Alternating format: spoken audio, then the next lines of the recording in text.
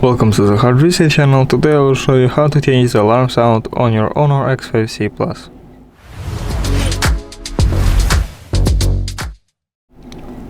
So first open the clock app. You can do it from the shortcut just press on the time.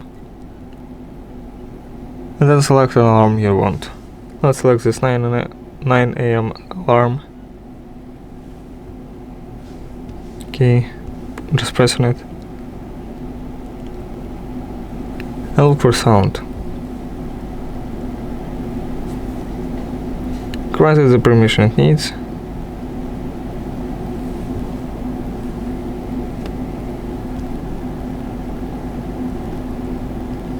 Go here, press allow.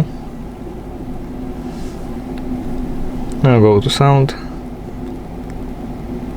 And here are all your pre-installed alarm sounds. You can also of course record or download the alarm sounds you want.